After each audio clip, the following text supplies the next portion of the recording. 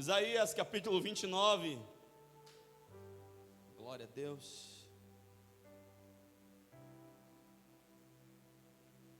Todo mundo aqui me conhece? Quem não me conhece, levanta a mão.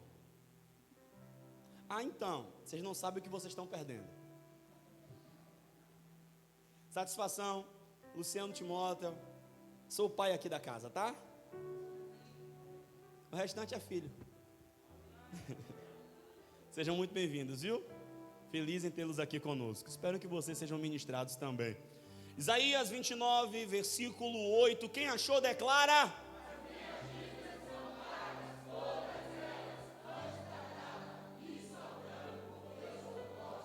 Palavra de Deus para nós que diz assim: será também como um faminto que sonha que está a comer, porém acordando sente-se vazio, ou como um sedento que sonha que está a beber, porém acordando ainda desfalecido se acha sua alma com sede. Assim será toda a multidão das nações que pelejarem contra o monte Sião. Será como um faminto que sonha que está comendo e acorda com fome. Será como um sedento que sonha que está bebendo e acorda com sede. Quero a Deus nos ministrar nessa noite. Bem, a palavra profética na boca do profeta Isaías é nada mais, nada menos do que Deus dizendo às nações o seguinte: não adianta vocês tentarem contra Sião, contra o meu povo. Por quê? Porque não vai passar de uma ilusão, não vai passar de uma fantasia, não vai passar de uma alienação. Por quê? Porque será como alguém que sonha que está comendo e acorda com fome? Porque será como alguém que sonha que está bebendo e acorda com sede? Eu não sei se algum de vocês aqui já teve a oportunidade de sonhar que estava comendo e acordou com fome, ou que estava bebendo, que acordou com sede. Mas com toda certeza você já sonhou que estava fazendo uma coisa e quando acordou, aquilo não estava sendo feito. Ou também sonhou que estava fazendo uma coisa e quando percebeu, ao acordar, você tinha feito. Por exemplo, você sonhou que estava mijando na cama.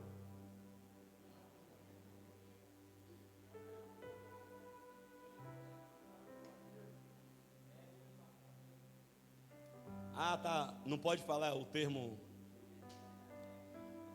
Você sonhou que estava fazendo a sua necessidade fisiológica,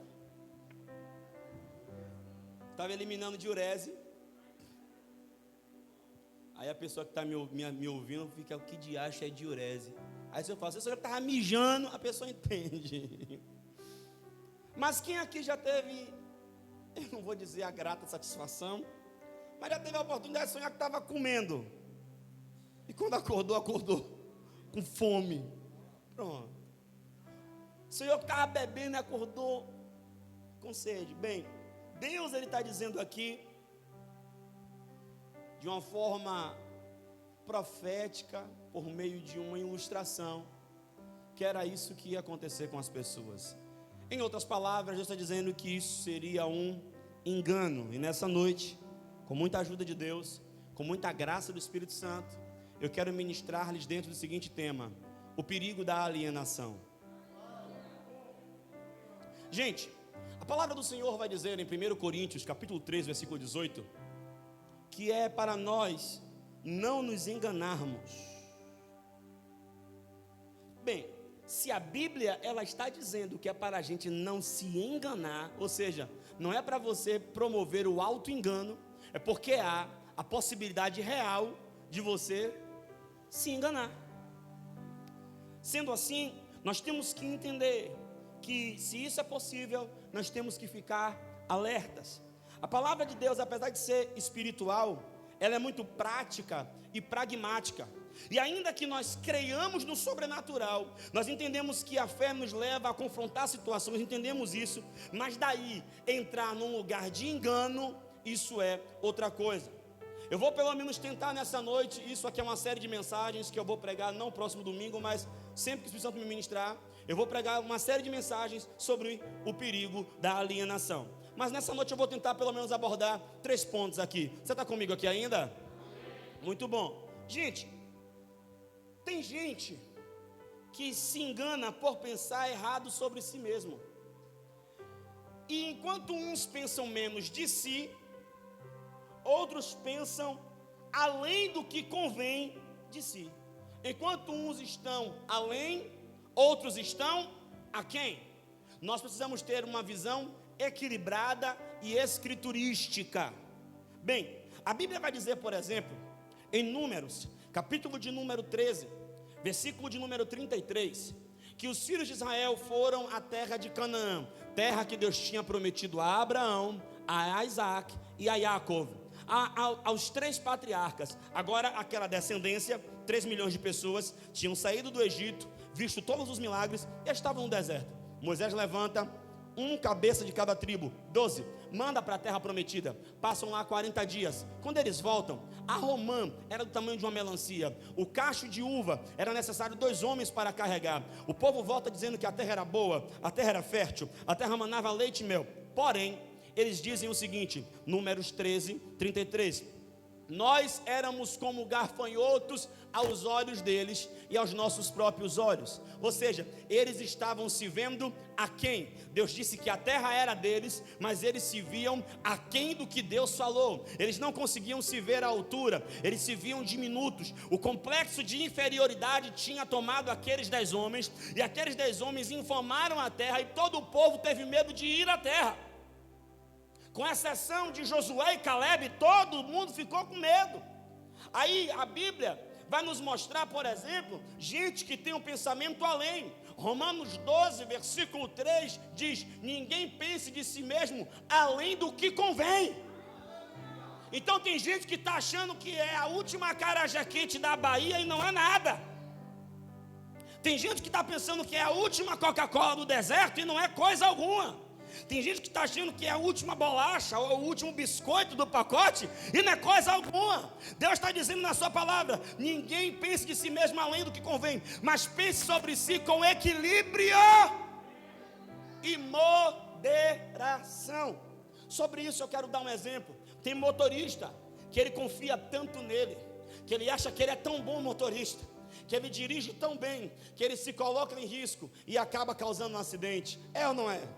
Tem nadador que ele se acha tão bom, ele se acha tão especialista, que ele nada e entra no mar de qualquer jeito e acaba morrendo afogado. É ou não é? Por quê? Porque ele pensa de si além. Como tem crente que ele acha que aquela tentação não vai derrubar mais ele,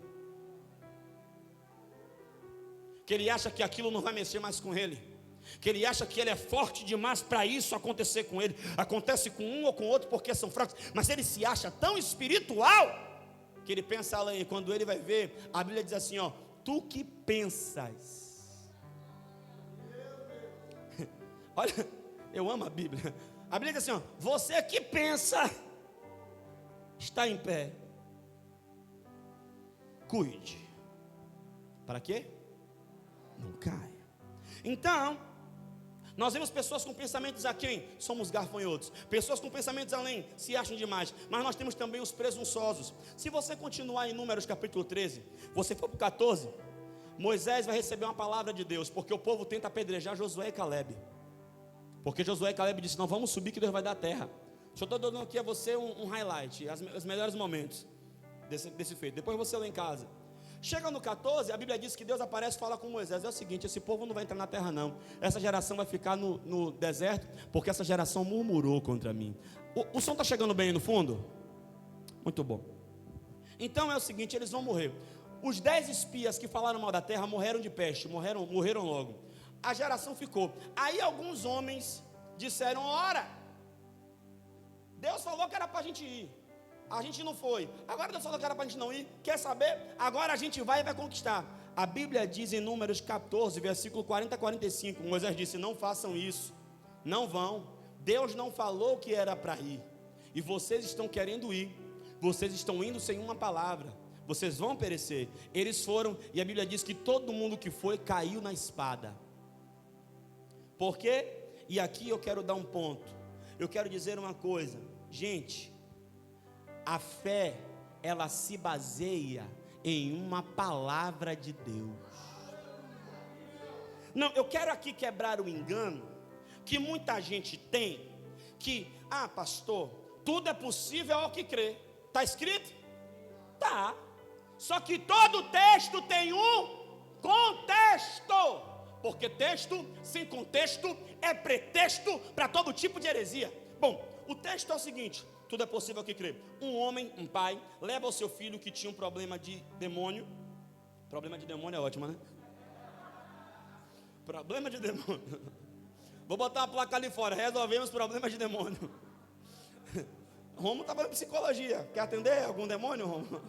Problema de demônio é ótimo. O menino ficava endemoniado e o menino se lançava no fogo e na água, de sorte que o pai leva o menino aos discípulos. Jesus estava orando no monte. Os discípulos passam quase uma manhã e não conseguem expulsar. Jesus chega e pergunta: o que está acontecendo?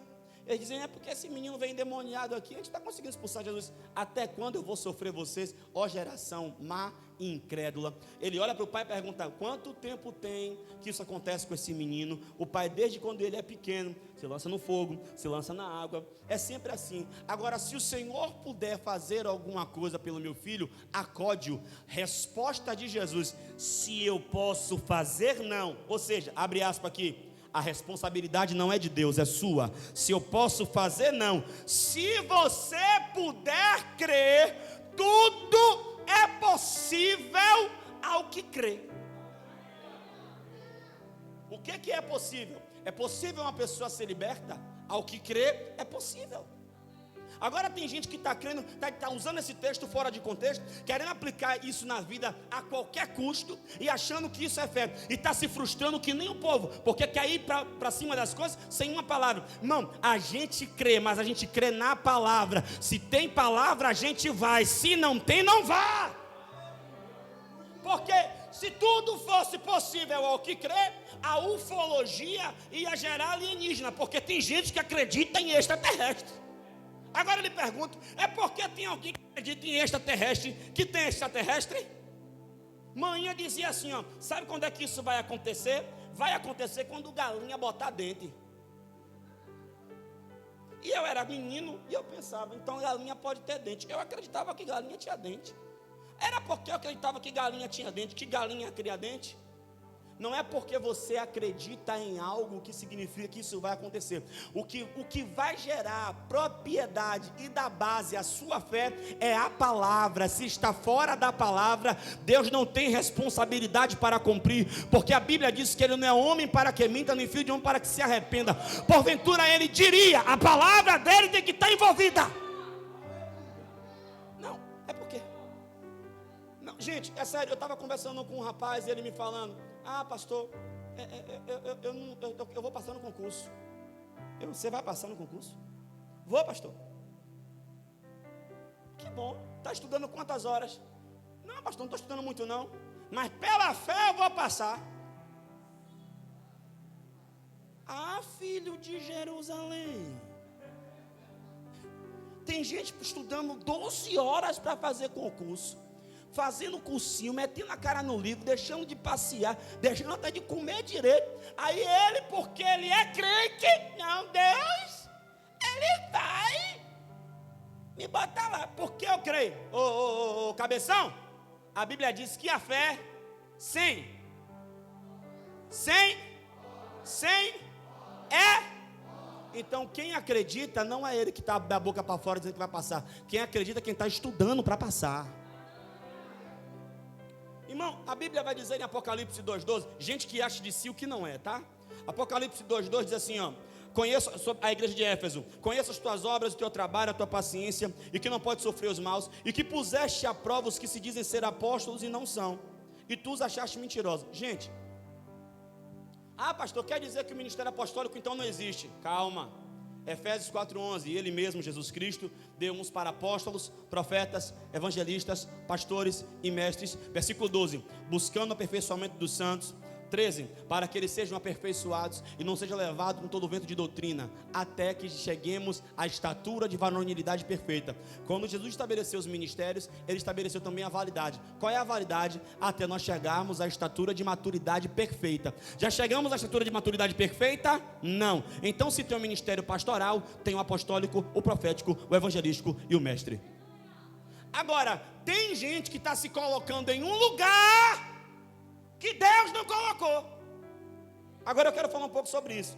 Você acha mesmo que a pessoa acordou um dia de manhã e disse assim, ó, ok, vamos enganar todo mundo, vamos dizer que a gente é apóstolo? Não. A pessoa foi induzida, conduzida, emocionada, motivada a acreditar que era algo que Deus nunca chamou ela para ser. E como é o nome disso? Repita comigo, engano. Fale outra vez. Fale mais uma vez. Nós precisamos, irmãos, nos preocupar com, não só, a Bíblia não fala só das pessoas que nos enganam, dos enganadores, mas a Bíblia também fala do auto-engano. Tem gente que está enganando a si mesmo, porque ele botou na cabeça algo, ele acredita naquilo, e ele fica com aquilo na cabeça. E ele e ela acham que isso é verdade, e a psicologia chama isso de alienação. Por exemplo, tem muita jovem solteira na igreja. Eu vou falar agora porque a Santa Ceia vai ser depois. E ela está na cabeça que Deus vai mandar o varão de longe. Isso está na Bíblia? Mas ela...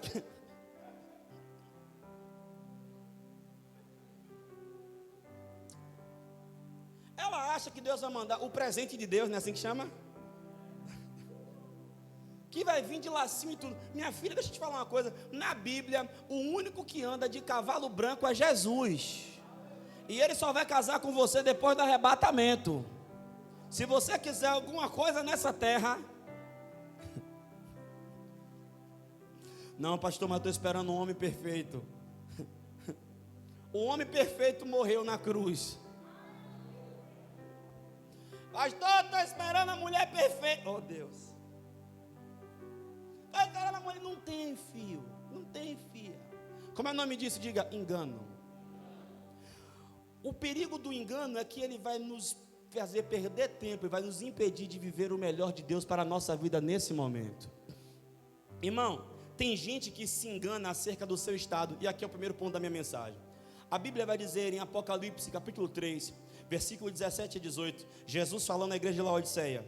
Olha o que Jesus fala para a igreja de Laodiceia. Como dizes, rico sou, estou enriquecido, de nada tenho falta, e não sabes que és um desgraçado, miserável, pobre, cego e nu. Aconselho-te que de mim compre ouro provado no fogo para que te enriqueças, roupas brancas para que te viste não apareça a vergonha da tua nudez, e que unja os teus olhos com colírio para que veja. Preste atenção. Aquela igreja estava presumindo ser rica, está bem. Ela estava presumindo que estava bem diante de Deus, que estava com a vida certa, que estava tudo certo. E Jesus está dizendo assim, ó, baixa a bola que você não está tão bem comigo assim não. Você na verdade não é rico, você é pobre, você não enxerga, você é cego, você não está vestido, você está nu. Sabe, tem muita gente sendo presunçoso e achando que é melhor porque ele está na igreja do que quem está lá fora. Eu quero lhe dizer uma coisa, a Bíblia diz em Tiago 1:22, e sede cumpridores da palavra e não somente ouvintes, enganando-vos a vós mesmos. Ou seja, quem está aqui ouvindo a palavra e não pratica, está se enganando e é igual a quem está lá fora. Não tem diferença nenhuma entre você que está sentado aqui me ouvindo e a pessoa que está lá fora, se você não praticar o que você ouve. Então tem muita gente achando que já está com um livro no nome escrito no livro da vida.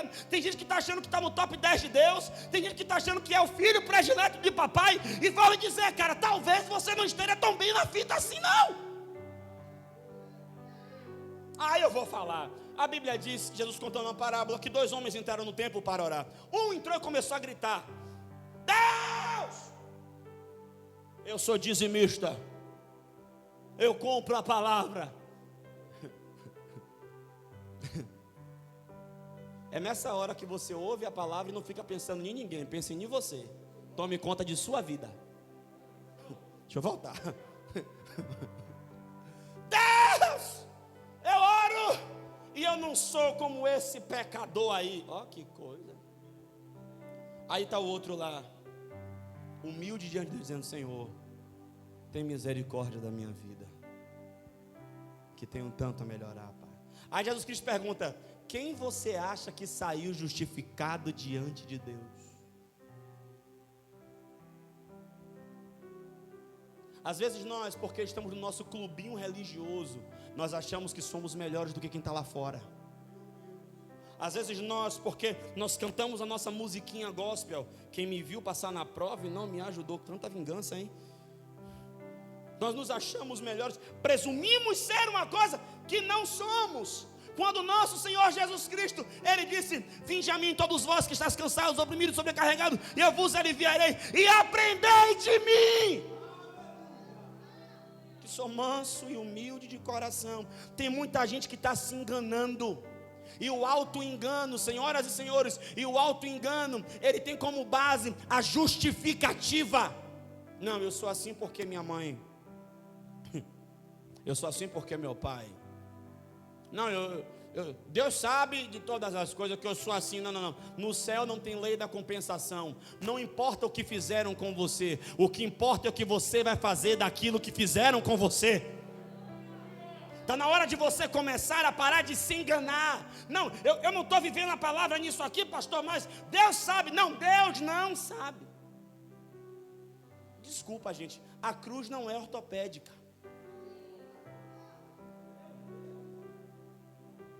A porta ainda é estreita, o caminho ainda é apertado, mas ele conduz à salvação. Palavras como essa não mexem com o ego da igreja, a igreja não vibra muito, mas a verdade é, muitos de nós estamos sofrendo algum tipo de engano em alguma área da vida, quiçá se não estiver totalmente enganado. Até mandinga gospel agora tem. Nós queremos que Deus abençoe a nossa bênção, e Deus quer que você abra a mão disso, porque Ele quer te dar uma vida abençoada. Não, é porque eu vou pedir para o pastor abençoar. Pede para Maico, porque você corre um risco de não gostar muito de ouvir. Sabe, gente, está na hora da gente começar a ver a nossa vida. Será que você não está enganado? Será que você não está enganada? Deixa eu falar uma coisa, pare de pensar de você mesmo além do que convém. Deixa eu pontuar aqui um negócio com você. Eu tenho 20 anos de evangelho. Acerca do seu estado, 20 anos de evangelho, pastor. 20 anos de evangelho. Eu tenho 20 anos orando pelo meu pai, seu Jorge. 20 anos orando por papai. Mas eu vou falar uma coisa para a igreja que é dura, mas é realidade. Se papai morrer hoje, papai vai para o inferno. E você acha que é fácil para mim falar isso? Não. Isso é consciência bíblica. A Bíblia diz: depois da morte, segue-se o juízo. Não tem purgatório.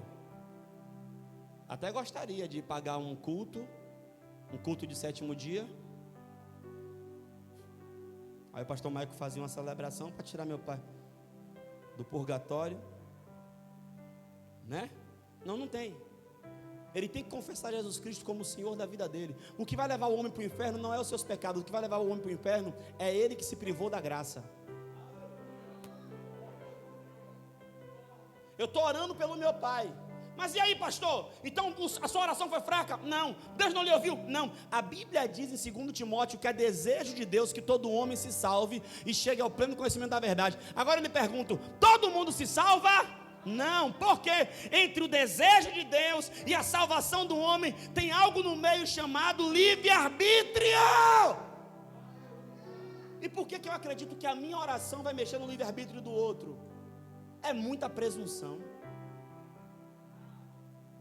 Então tem uma visão equilibrada da vida. Ore, confesse, ore, declare, profetize. Mas se a pessoa não decidir, você não se frustra. Diga amém. Muito bom, muito bom. Vamos mais um pouquinho aqui. Se está ruim, fica calado. Mas se está bom, dá glória a Deus. A Bíblia diz em Hebreus 3, versículo 12 a 14. Preste atenção. Vede, irmãos, que nunca haja que nunca haja em qualquer de vós um coração mau e infiel, para se apartar do Deus vivo. Antes, exortai-vos uns aos outros todos os dias, durante o tempo em que se chama hoje, para que nenhum de vós se endureça pelo engano do pecado, porque nos tornamos participantes de Cristo, se retivermos firmemente o princípio da nossa confiança até o fim. O texto está mandando a gente exortar os irmãos todo dia. Para quê? Para que os irmãos não sejam endurecidos pelo engano do pecado. Como é que é, pastor? Deixa eu lhe ensinar. É assim, ó. Você peca um dia, aí você espera que vai fazer o quê? Descer um raio do céu. Não é, não é? Se você dirige, você já vai pedindo perdão para o carro não capotar. Porque alguém disse lá fora que Deus pesa a mão. Ó. E aí a gente fica cheio de temor. Aí não acontece nada. Porque é assim, né, gente? A gente peca e não acontece nada. É ou não é? Fica os irmãos com as caras parecendo que não peca. Fecha a porta, não corre ninguém. A gente peca e não acontece nada. É ou não é, gente? Só que aí, ó, o seu cérebro, porque o seu cérebro trabalha com sinapse, ele cria um caminho neural e ele diz o seguinte: tá vendo? Deu certo. Aconteceu o quê?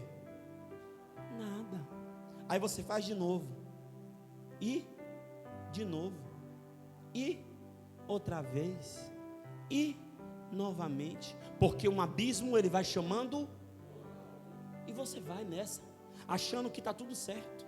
E aí, meu irmão, é que a gente tem que começar a entender que muita gente se perde aí, nas concessões, nas pequenas concessões, nas pequenas permissividades. A gente vai se perdendo e se afastando do Senhor. E eu não falo só do pecado propriamente dito na consumação, mas eu digo também, por exemplo, na falta das práticas espirituais. A gente não ora um dia, está tudo normal. Aí não ora 2. Aí não lê a Bíblia 3. Aí não congrega uma semana. E a gente vai achando que está tudo normal e que Deus está vendo e que Deus... Não. A Bíblia nunca nos ensinou essas coisas. A gente mente hoje. Compra um negócio sem nota amanhã. Fala, Deus. Hein? Te dá 1-0 hoje e não acontece nada. Não confunda o tempo da misericórdia de Deus com a aprovação divina. O fato de não estar dando errado não significa que é certo, porque nem tudo que dá certo é certo, e nem tudo que dá certo tem aprovação de Deus. Isso é engano. Eu vou falar aqui, por exemplo, as pessoas estão se enganando. Eu vou fazer aqui uma série de mensagens sobre os pecados da língua. O povo está falando demais e metendo a língua sem pensar. E a Bíblia diz em Tiago que a língua é um pequeno membro que é inflamado pelo inferno. E a Bíblia diz, palavras de Jesus, que nós vamos dar conta de toda palavra frívola que sair da nossa boca. A gente critica sem saber, fala do que não entende, comenta do que não sabe. É porque está na mídia, está todo mundo falando, você não tem o direito de falar, porque você vai dar conta do que você disse. Ah, mas o jornal falou. Não vai nesse caminho, irmão. Pastor, então como é, pastor, que eu me livro do auto-engano? Como é que eu me livro desses pensamentos equivocados sobre mim, sobre quem eu sou em Deus? A Bíblia nos mostra pelo menos 2 exemplos de 2 pessoas que caíram em si. Pedro, em Marcos 14:72, o texto diz que quando o galo cantou, ele caiu em si. E a Bíblia fala em Lucas 15:17 que o filho pródigo, quando estava lá na lama, o texto diz que ele caiu em si. O que você precisa é cair em si. Rapaz, se você não cair em si, se você não entender que você está fora da realidade, vivendo fantasia, que está alienado, você não vai mudar. E o estado de alienação se dá por uma pessoa ficar fora da realidade. O tempo está passando e a pessoa não está vendo que ela está ficando para trás. Alienada. Irmãos, nós temos que entender que a Bíblia fala do engano do pecado no texto que eu li. E nós podemos criar uma fantasia que está para além da realidade. E isso nos tira do lugar de consciência. Você precisa cair em si. Você precisa olhar para você e reconhecer que você precisa mudar. Aleluia, está tão fraco. Tiago 1,26 diz: se alguém entre vós cuida ser religioso e não refreia a sua língua, antes engana o seu coração e a sua religião é vã. É um paralelo aqui, Tiago 1,26, é um paralelo de Tiago 1,22. Tiago 1,22 diz que aquele que ouve e não pratica engana a si mesmo. E aqui está dizendo que se a minha ortodoxia não for igual à minha ortopraxia, eu estou em paradoxo. Ou seja, se aquilo que eu professo acreditar não condiz com aquilo que eu professo viver, eu estou alienado. Minha religião é vã. Sendo assim, nós temos que lembrar das palavras de Jesus aos fariseus. Jesus o tempo todo chamava os escribas e fariseus de hipócritas. Por quê? Porque eles coavam um mosquito, ou seja, pegavam no pé das pessoas por um mosquito, mas engoliam um camelo. Ou seja, o pecado dos outros, por menor que seja, eu exponho, eu bato, eu brigo, mas o meu que é enorme. Não, Deus perdoa. Eu preciso começar a entender como é que eu faço para sair do lugar de engano. Eu tenho que cair em si. E segundo, gente, a fantasia precisa do confronto com a realidade. Sabe qual é o nosso problema? Olha para mim. O nosso problema é que nós falamos para as pessoas o que as pessoas querem ouvir. E o que as pessoas precisam é de um confronto com a realidade. Por isso que o evangelho começa a partir de uma premissa básica. Pastor, qual é a premissa básica do evangelho? Arrependei-vos.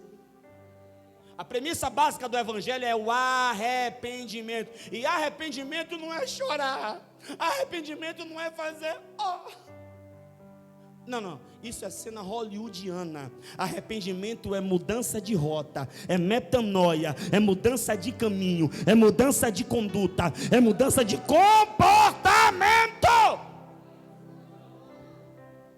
Se não houve mudança de comportamento, não houve arrependimento. E se não houve arrependimento, não houve perdão. Deus só pode perdoar o pecado que teve arrependimento. Eu acho duro como pastor perguntar a uma pessoa: você se arrepende disso? Eu acho que sim. Quem entende o peso do pecado, quem entende a obra de Cristo, quem entende que o pecado afasta de Deus e ama a Deus, ele não acha, ele tem consciência de Deus, eu tenho certeza.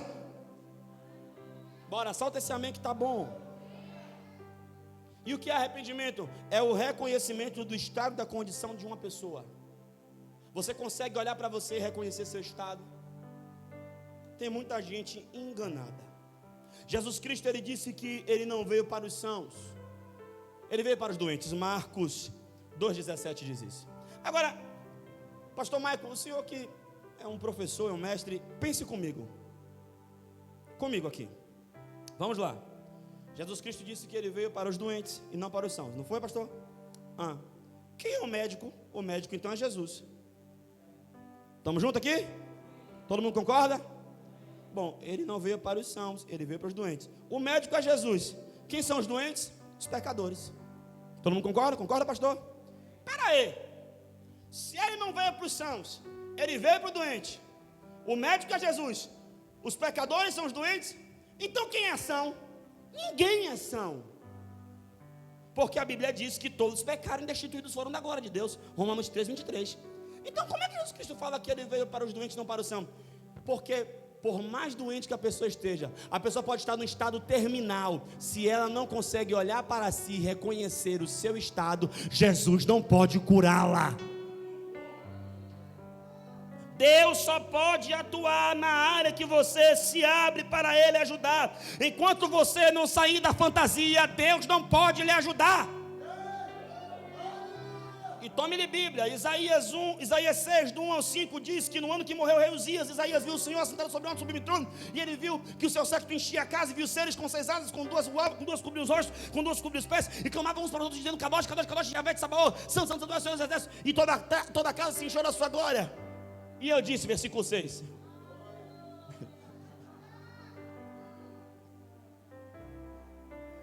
Ai de mim, que vou perecendo. Quando você tem um encontro real com Deus, você reconhece o seu estado, que sou um homem de lábios impuros. Quem tem encontro com Deus não tem tempo para acusar o pecado alheio, porque está enxergando o seu próprio pecado. Ai de mim que sou um homem de lábios impuros. Aí ele reconhece que habita no meio de um povo de impuros lábios. A Bíblia diz que Deus manda um querubim, ele pega com a tenaz uma brasa, e a brasa toca onde? Nos lábios. Isaías falou que o pecado era nos lábios, Deus tocou nos lábios. Gênesis 32, 29 diz, no val de Jaboque, está lá Jacó. Jacó enganou a mãe, enganou o irmão, enganou o pai, enganou o sogro, enganou. Só que no val de Jaboque ele teve um encontro com a verdade. Não dá para enganar a verdade, não dá para passar perna na verdade. Então ele passa a noite toda no val de Jaboque lutando com o Senhor. Então no final da noite, já estava para raiar o dia, o Senhor fala, me solta porque já vai raiar dia. Ele diz assim, eu não te solto enquanto não me abençoares. Então o Senhor olha para ele e diz assim, ó, me diz uma coisa, o quê? Qual é o seu nome? Ele teve que abrir a boca e dizer, Jacó, enganador, suplantador, aquele que dá um a zero. Depois que ele abriu a boca e reconheceu, Deus disse, agora não te chamarás mais Jacó, e sim Israel. Tem que ter. Aí o versículo 30, ele diz assim, ó pastor, agora me diga o seu nome. Aí você responde, eu não tenho o que te dizer, sabe por quê? Ele queria se colocar em pé de igualdade. Já que eu me abri e confessei e disse quem eu sou, me diga quem eu sou. O Senhor não teria problema nenhum em dizer, porque ele disse para Moisés o nome dele. Ele não disse para Jacó porque ele não queria se colocar em pé de igualdade para Jacó. Ou seja, você me deve confissão, mas eu não lhe devo nada.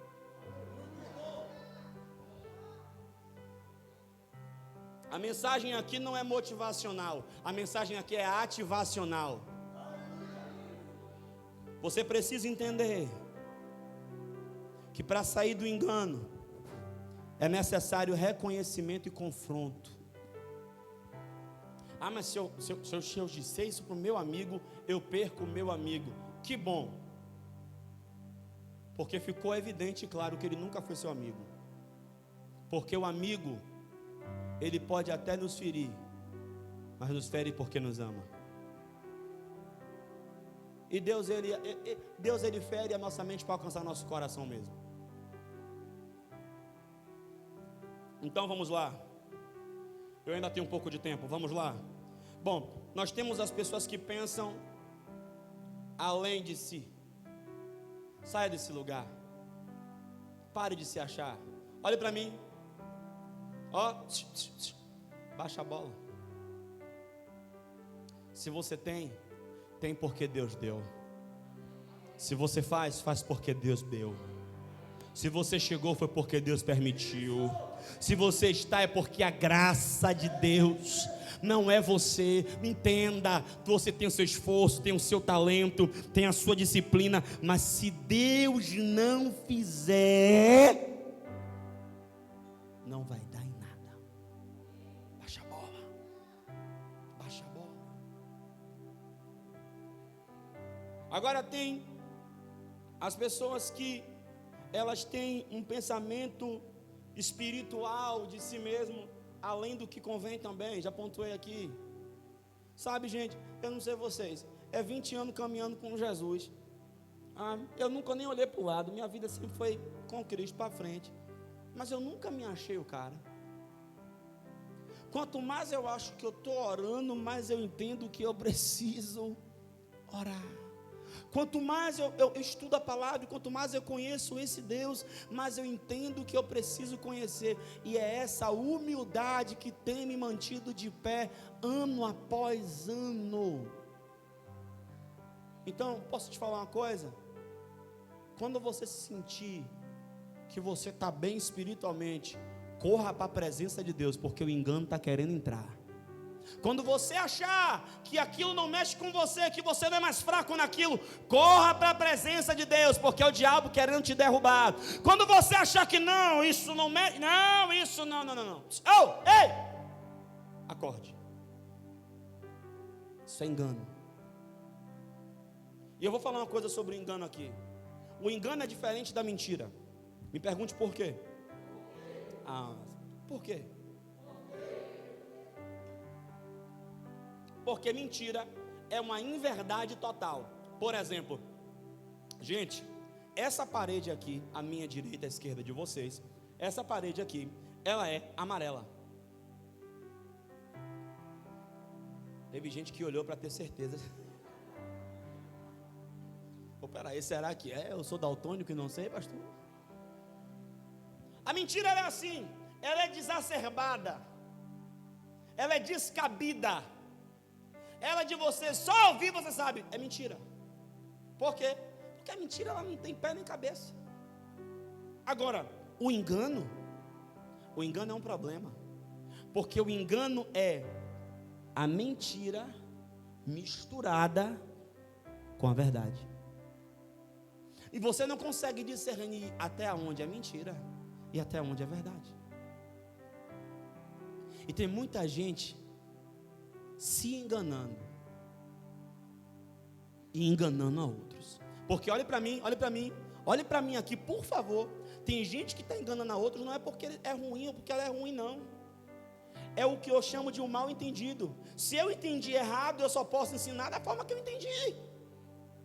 Sei lá, por exemplo, se nós formos aqui direto na Dom João VI, nós vamos dar na Praça da Cruz da Redenção. Se a pessoa entender que ali é a Praça do Peixe, ela vai dizer para todo mundo que ali é onde? Ela está enganada e está enganando. Isso está acontecendo no corpo de Cristo. Tem muita gente que está torcendo e distorcendo o versículo porque não entendeu a palavra e está vendendo engano. E tem gente que está gostando e indo atrás porque é confortável, é aprazível, sendo que a Bíblia nunca ensinou essas coisas. E Deus ele só vela para cumprir a palavra dele. Ele não vela para cumprir do que você entendeu da palavra dele. Ele vela para cumprir do que ele disse, como ele disse. Você ficou fraco, amém aqui. Não, e a terceiro ponto, e eu encerro. Tem uns irmãos que estão assim, ó, meu Deus do céu. Será que eu estou enganado, Jesus? Será que eu estava achando que berço de jegue era arroz doce, Senhor? Eu nunca entendi esse negócio. Berço de um jegue ser arroz doce. Mas tudo bem. Será que eu estava achando, Senhor, que focinho de porco era tomada? Será, Pai, que eu estava achando que casca de barata é verniz, perna de barata é serrote? Eu quero lhe dizer que todos nós corremos o risco de cair no engano. Mas aqui está o antídoto para todo engano. E conhecereis a verdade, e a verdade vos libertará. Se pois o Filho vos libertar, verdadeiramente sereis. Terceiro ponto da minha mensagem, aqui eu encerro. Tem muita gente fantasiando acerca de circunstâncias. Como assim? A coisa pede para a pessoa uma atitude natural, ele quer agir ou ela quer agir de modo espiritual. A coisa pede uma atitude, uma postura espiritual, ele e ela quer agir de modo natural. Por exemplo, 1 Coríntios capítulo 7, a igreja mandou para o apóstolo Paulo várias perguntas sobre o casamento. O que pode, o que não pode? Divórcio pode ou não pode? Em que circunstância pode? Em que circunstância não pode? Leia 1 Coríntios 7, eu te aconselho. Aleluia. Então Paulo ele vai dissecar, o capítulo todo é sobre isso. É respostas sobre os casamentos, sobre as relações. Relação mista, crente e não crente, dois crentes, casamento de crente com não crente. E o solteiro, o que ele faz? Se pode se envolver com não crente e com crente. Está lá em 1 Coríntios 7, está escrito, diga amém. Mas o que me chama a atenção, senhoras e senhores, é que o apóstolo Paulo vai dizer assim, ó, 1 Coríntios 7, 5. Olha o que ele vai dizer. Gente, você que é casado, está gravando e tem gente menor aqui, então eu vou falar de uma forma que você vai entender. Você que é casado, não deixe de...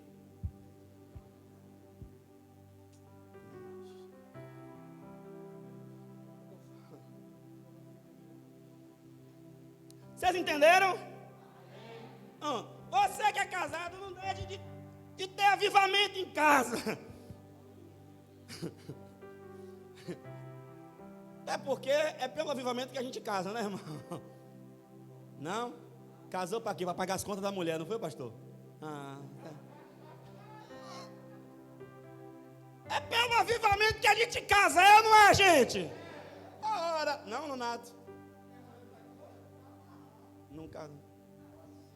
Então, a gente casa pelo avivamento. Oi. É solteiro o microfone.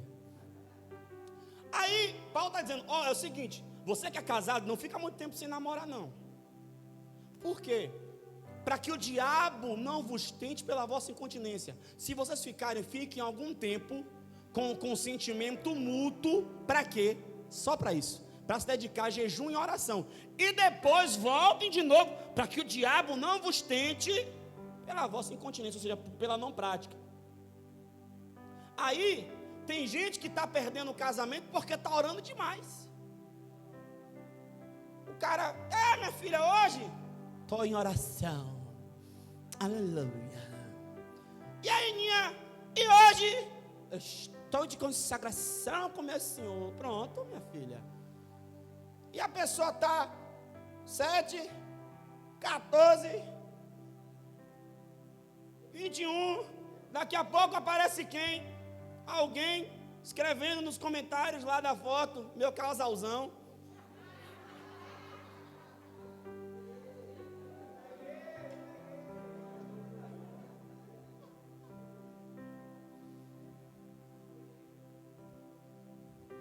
Rapaz, eu louvo a Deus que aqui na igreja ainda não tem nenhum Vitor. Mas que Deus traga todos em nome de Jesus. Só o Lucas que é solteiro disse amém. Mas vamos lá, falando sério, gente. Aí a pessoa acaba com o casamento porque está orando demais. Aí o outro acaba com o casamento porque não está orando banana nenhuma também. Eu conheço homens de Deus que os cabra oram. Rapaz, eu oro, mas os cabra são violentos. Entra no quarto e fica 8 horas, meu irmão. 8 horas. Você sabe o que é 8 horas orando? Eu sei. Só não sei que é isso todo dia, mas tem uns caras que é isso. Aí o quê? 8 horas orando, mas depressivo. Por que é depressivo? Ele está demais no espiritual e está se esquecendo de algo natural. Deus criou o homem para ser um ser social. Então ele está lá buscando a glória, se enchendo da glória, mas não tem convívio social. Vai ficar o quê? Depressivo. Pô, Adão não tinha pecado ainda. Deus chama Adão e diz assim: olha, meu filho, está vendo as árvores do jardim? Coma de todas elas, só não coma da árvore do conhecimento. Ou seja, Adão era perfeito, não tinha pecado, mas Deus estava falando: olha, meu filho, se você não comer, o seu corpo físico vai ficar fraco. Então tem coisa que é natural. É coisa que é natural. E a gente quer espiritualizar. É porque eu vou orar. Eu vou orar pelo quê? Eu oro pelo que não me compete fazer. E a parte de Deus já está garantida. Deuteronômio 22. A Bíblia é pragmática. Ela é pontual. Somos nós que queremos nos enganar. Deuteronômio 22, 8 diz assim, ó.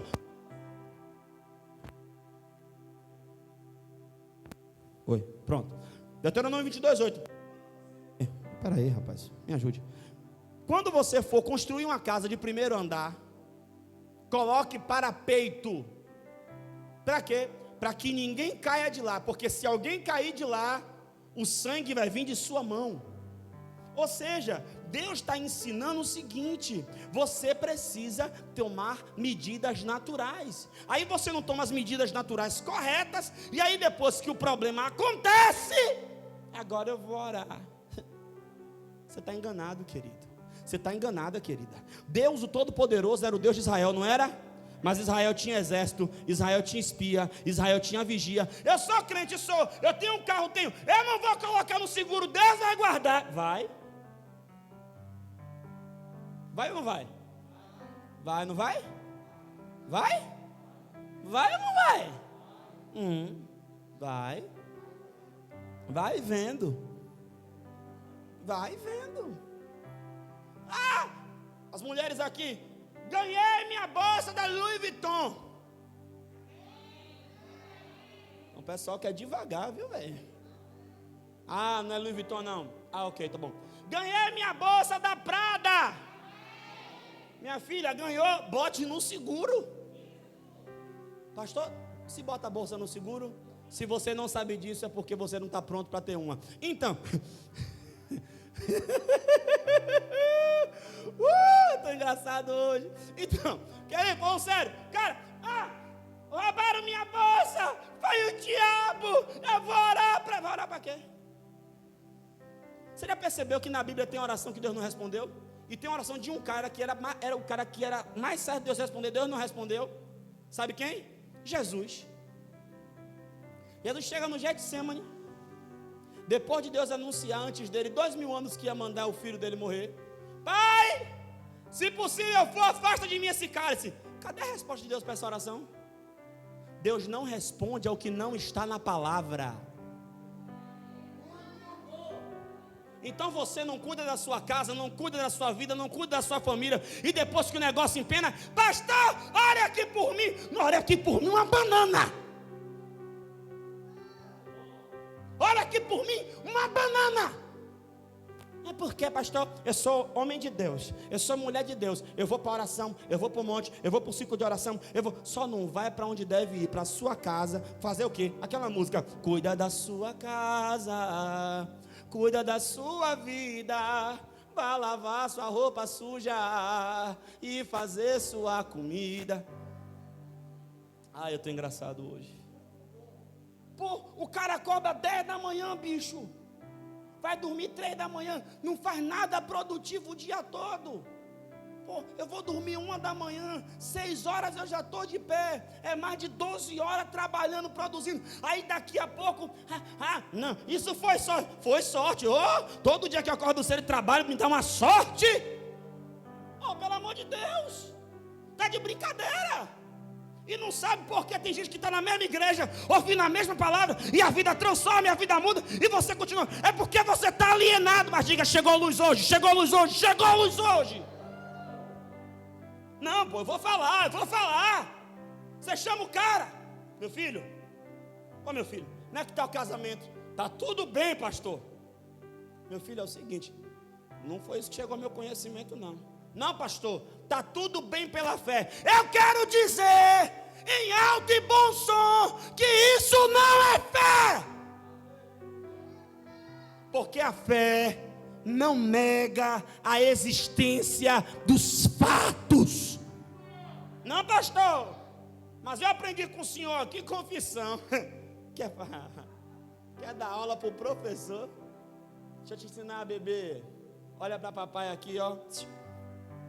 A Bíblia vai dizer em 2 Reis 4, versículo 23 a 28, que a mulher que abrigou o profeta em casa, o profeta liberou uma palavra e ela teve um filho. O menino cresceu, passou mal, morreu dentro de casa. Ela coloca o menino no quarto do profeta e vai até o encontro do profeta. No meio do caminho ela encontra com pessoas. As pessoas perguntam, como é que você está? A resposta da mulher para as pessoas, vai tudo bem. Como é que está seu marido? Vai bem. E seu filho? Vai bem também. E a criança estava morta dentro de casa. Ela diz isso para quem? Para as pessoas. Por quê? Porque eu entendo que a minha vida não deve ser aberta para quem não resolve. Homem de Deus e mulher de Deus não vive abrindo a vida para quem não resolve. Agora, quando ela chega diante do profeta, ela se joga nos pés dele e começa a chorar. E conta o caso. Sabe por quê? Eu tenho que compartilhar com quem me ajuda a resolver. Então não venha chegar diante do homem de Deus. Como é que está? Está tudo bem. Aí o que é que o homem de Deus faz? Então, meu filho, se está bem, está bem, está bem. Aí quando der B.O., pastor, ore por mim. Aí eu digo, porque eu sou desses, não oro não, Binho. Agora chupe sua cana e assovie. Irmão, está na hora da gente começar a entender que palavra positiva não é fé. Positivismo não é fé. Ele está falando positivo, isso é fé. Fé se baseia na palavra de Deus. 1 Timóteo 5:23, apóstolo Paulo falando com o meu xará, diz assim, ó: não bebas mais água apenas, mas beba um pouco de vinho por causa do teu estômago e das tuas frequentes dores de estômago, as suas frequentes dores, as suas frequentes enfermidades. Eu não vou aqui discutir, tá? Pastor, o apóstolo Paulo mandou beber vinho. Foi, mas ali era suco de uva, né? Eu não sei se você conhece do grego, eu conheço. Tem 3 palavras para vinho: tirosh, iaim e shecar. Tiroche é o suco da uva. E aí em Shecar é vinho alcoólico. João 2, Jesus transforma a água em Shecar. Santa Ceia, e deu graças, Shecar. Aqui, Shecar, ou seja, vinho alcoólico. Não estou discutindo isso aqui, nem estou lhe ensinando a beber ou a não beber. O que eu estou dizendo é, Paulo era um homem de fé. O ministério de Paulo era baseado em curas, milagres, mas Paulo dá para Timóteo uma solução natural para um problema que estava acontecendo. Aí você, cabeção, está sentindo uma coisa, a pessoa fala, toma um chá. Eu não vou tomar chá nenhum não, porque eu sou curado. Então curado, continue sentindo doce, estribuchando, que eu vou ficar aqui assistindo, vá. Porque isso não é fé. Vamos sair dessa hipocrisia. Isso não é fé. Dizer que está doendo não é incredulidade. Eu estou sentindo uma dor aqui, mas eu não vou no médico não. Smith Wigglesworth, o cara que teve um dos maiores ministérios de cura de todos os tempos. Os biógrafos do cara não sabem se ele ressuscitou 18 ou 22 pessoas. Morreu por causa de um apendicite. Por quê? Porque foi ignorante em dizer, médico nenhum me abre, Deus deixa ele morrer. Oxe, a mim o médico pode abrir. Tem muita coisa para fazer. Diga amém. Está na hora de você entender, meu filho. A coisa é natural. Eu estou duro, pastor. Estou orando para Deus mandar um corvo. Deus não vai mandar um corvo não, bebê. Vá trabalhar. Fale amém, fale. É porque, pastor, eu não sei porquê. As coisas, eu acho impressionante. As coisas não estão fluindo para mim. Não está fluindo não, né? Faz o que o dia todo? Não, pastor, botei uma meta esse ano, qual? Zerar Netflix. Tem gente que está conseguindo, viu? Gente, deixa eu ler um texto aqui. Romanos 4, 19 a 21 fala de Abraão, que creu no Deus que chama a existência o que não existe como se já existisse. E ele não olhou para o seu corpo amortecido. Olhe bem, a palavra diz assim, ó, que Abraão, o Cristiano, a Bíblia diz que Abraão olhava para o corpo dele e dizia assim, ó, que o corpo dele estava amortecido. Hein, Nonato, você que é mais experiente. Não, mais experiente que você é mais velho. Seu Antônio, o senhor que é mais velho. Não, você tem 60 e quanto, meu filho? E o senhor? 62? O senhor é mais velho. Preste atenção, a Bíblia diz que Abraão olhava para o corpo dele. É porque tem criança aqui, né? Mas quem está entendendo? E ele via que o negócio, o ômulo, estava amortecido. Ele olhava para a dona Sara e dizia, oh meu Deus. Dona Sara já era estéril. Dona Sara já não... Como é o termo que fala, Lorena? Como é? Ela não tinha mais o ciclo. Ela já não fazia mais nada. Preste atenção nisso aqui, que o milagre foi grande, você não entendeu. Dona Sara não tinha mais libido. Dona Sara não tinha nem mais vontade de fazer coisa. E a Bíblia diz aqui no texto que o corpo de seu Abraão estava amortecido. Tem irmão que está matando mais o corpo de Abraão do que o que já estava. Mas a Bíblia diz que ele permaneceu na fé, crendo, porque ele tinha uma palavra da parte de Deus. Fé é isso. Fé é acreditar na palavra de Deus até as últimas consequências. Fé não é eu olhar para a circunstância e querer que a circunstância se dobre à minha vontade só porque eu quero. Isso não é fé, isso é presunção. Fé é eu permanecer no que Deus disse, sem duvidar e continuar crendo até que. Isso é fé. O resto é ilusão. Fé não é anulação, gente. Você está vendo? Eu não estou vendo. Eu não estou vendo. Não, isso não é fé, gente. Isso é fantasia. Isso é um castelo de areia que mais hora menos hora vai vir uma água e vai derrubar. Fé não é otimismo exagerado. Fé não é pensamento positivo. Fé não é negação. Irmão, nós temos que entender como é que a fé funciona. Agora também deixa eu falar uma coisa. Eu até anotei isso aqui, ó.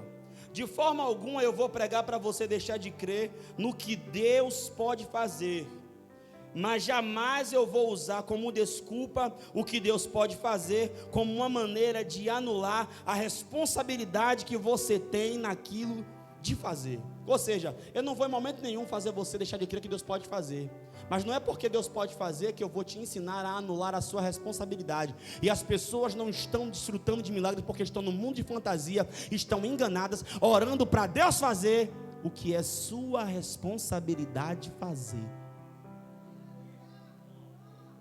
Precisamos acordar antes que seja tarde demais. Tem muita gente perdendo tempo, perdendo coisas e até mesmo a vida, e vivendo muito aquém do que Deus desejava, porque está vivendo um engano.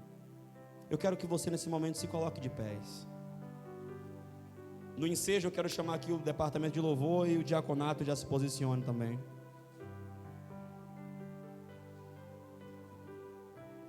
Eu gostaria que pela fé, de um modo simbólico, você colocasse a mão no seu coração. O salmista, ele disse: sonda-me, Senhor, e vê se há em mim algum caminho mau, e guia-me pela vereda da justiça. Se o salmista falou isso, ele queria dizer: olha, eu posso estar enganado em alguma coisa, errando em alguma coisa que eu nem sei. Então, por favor, me ajude, Senhor, para que eu volte para o caminho eterno. Nessa hora, meu irmão, eu queria que você fechasse os seus olhos. Eu queria que você colocasse a sua vida diante de Deus. E enquanto você está orando, eu quero falar uma coisa. A minha geração, que é uma geração mais antiga na fé, ouviu muito a loucura do crente vai para a faculdade e desvia. E muitos crentes deixaram de estudar, porque achavam que iam desviar por ir para a faculdade. Pessoas, elas deixaram de ter uma vida melhor, de fazer, de investir, porque elas foram ensinadas errado. Mas eu quero dizer nessa noite que chegou luz. E eu queria que você nesse momento, meu irmão, sondasse seu coração. Se há alguma coisa que você está envolvendo sua mente, sua fé, e isso não é o que a palavra ensina, coloque diante de Deus, porque nesse momento o Espírito Santo, ele pode te trazer para o seu lugar. Santo Deus, nós humildemente apresentamos ao Senhor as nossas vidas, reconhecendo, ó Pai, a nossa condição. Somos seres humanos tão carentes do Teu amor. Senhor, nos livre do engano. Nos livre, ó Pai, do engano de achar que somos o que não somos, do engano, ó Deus, de até mesmo pensar que estamos em uma posição que o Senhor não nos colocou, ou de estarmos lutando, meu Pai, como Paulo disse, dando socos no vento. Nós queremos, ó Pai, nos encaixar na realidade da Tua palavra, porque seca-se a erva, murcha-se a flor, mas a palavra de Deus permanece para sempre. Eu oro a Deus, no nome de Jesus, para que o Senhor, ó Pai, possa achar em nós um coração alinhado. E nessa noite eu quero perguntar: se alguém entrou aqui com engano de que não precisava confessar a Jesus, ou que não precisava tomar um passo de fé, e pela pregação da palavra entendeu e ouviu que precisa confessar a Jesus Cristo como seu Senhor e Salvador. Se tem alguém que quer entregar a sua vida para Jesus, aonde você estiver, levante a sua mão. Eu quero orar por você. Tem alguém nessa noite que quer entregar a sua vida a Jesus como seu único Senhor e Salvador? Se tem, aonde você estiver, levante a sua mão que nós queremos orar com você. O maior engano que nós podemos ter é achar que estamos em um lugar em Deus quando não estamos. Mas o Espírito Santo nessa noite, ele te convence do pecado, da justiça e do juízo, e te chama para o seu lugar de origem. Tem alguém nessa noite que quer voltar para Jesus? Se tem, levante a sua mão e nós queremos orar por você. Você que está assistindo essa live está assistindo no YouTube, se você em casa entendeu a palavra e reconhece que precisa fazer uma aliança com o Senhor, fale aí que você quer aceitar a Jesus e a nossa equipe vai te encaminhar. Amém. Glória a Deus. Você alinha aqui.